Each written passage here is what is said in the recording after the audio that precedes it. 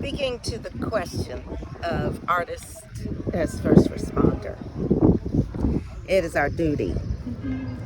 It is our duty to make sure we heal our community, and we do it through our work.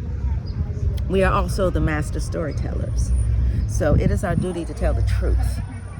If we tell the truth, we share that with our communities. We engage them in a way that they're activated and they're also educated. I truly believe in the power of educating through theater. We're at a time right now where they're trying to take Black history out of our schools.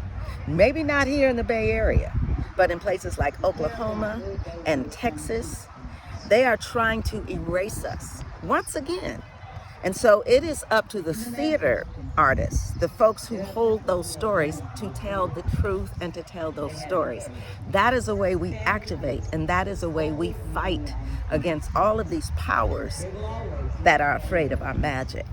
So that is one way, as an advocate, that I go out and make sure that the stories are told and that the truth is told. I think we also are, in our work, we get to be healers, because there are so many people who don't get to see their stories on stage. And once you engage them and you bring them into a space and they say, oh my God, that's me, that's my story. It's nothing like that healing. I did a play called The People's Temple.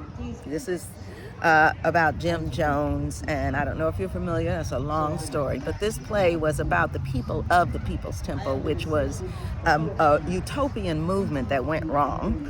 And you've probably heard the term, they drank the Kool-Aid, which I hate that term, but it was a murder mass suicide. But there was a young man who was a teenager during that time, and he escaped the tragedy, and he did not die in this murder mass suicide. He made it back to this side, and he never told anyone his story because he was afraid that he was going to be marked as a leper. He was afraid that people wouldn't understand that his family went into the temple. He wasn't a fanatic. He was just a young kid. So when we started doing our research and we started interviewing survivors of this horrible tragedy, we went to him and he said, I don't know. But then finally he said, I'll tell my story.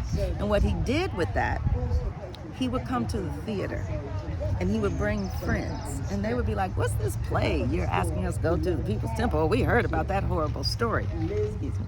And he was in the play. His character was in the play, right? His story was in the play. And they would sit in the audience and they would say, oh my God, this is your story. And they would just say, thank you, because we never knew your story. He lost his wife there. She was a young woman, and their child. She had just had a baby. When I say there, I mean in Guyana, in the jungle. And women would say, hey, why don't you take me out? You never go anywhere. You never do anything. He just went to work, put his head down. So he finally had a chance to say, I'm married. My wife is not here, but I honor her. That's why I don't go out with other women. And all of these people got to hear his story from his point of view, as opposed to something in the media or something that they read about in some book. And that's what I mean by telling the truth. So that, for us as writers, was one of the most healing experiences we ever experienced, because we were able to have someone share their story in a way where they could be embraced and supported through his story live on stage. So we definitely are in the business of healing. Hi, I'm Margo Hall.